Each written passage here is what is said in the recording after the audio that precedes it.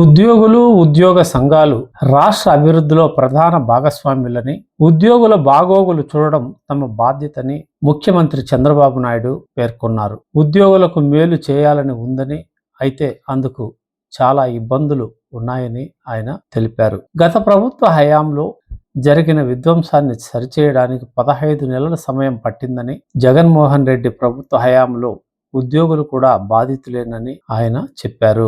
ఉద్యోగులకు 34,000 కోట్ల రూపాయల బకాయిలు ఉన్నాయని, 4 డిఏలు పెండింగ్ లో ఉన్నాయని చెప్పిన ఆయన ఉద్యోగులకు 1 డిఏ ఇవ్వాలని నిర్ణయించినట్లు తెలియజేశారు. దీనిని నవంబర్ 1 నుంచి ఇస్తామని ఆయన ప్రకటించారు.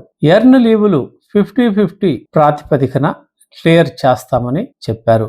తమ ప్రభుత్వం ఏర్పాటైన తర్వాత ఉద్యోగులకు సకాలంలో జీతాలు, పెన్షన్లు ఇచ్చామని, ఎక్కడా ఆలస్యం చేయలేదని ఆయన గుర్తు చేశారు. ఉద్యోగుల హెల్త్ కార్డులకు సంబంధించిన సమస్యను 60 రోజుల లోపల సరిదిద్దుతామని ఆయన స్పష్టం చేశారు. పోలీసులకు 2 ఇన్స్టాల్మెంట్లలో సరెండర్ లీవులు చెల్లిస్తామని, దీనికోసం 210 కోట్లు జనవరిలో అందజేయనున్నట్లు ఆయన తెలిపారు.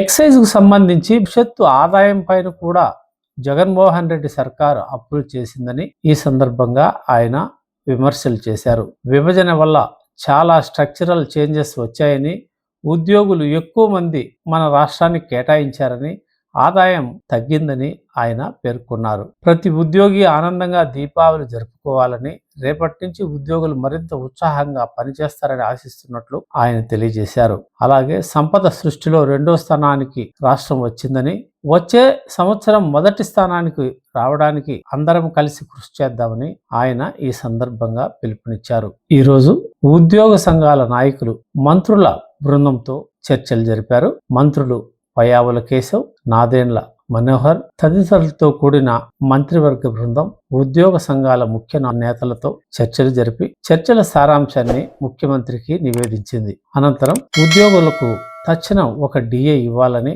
నిర్ణయించినట్లు ముఖ్యమంత్రి చంద్రబాబు నాయుడు ప్రకటించారు.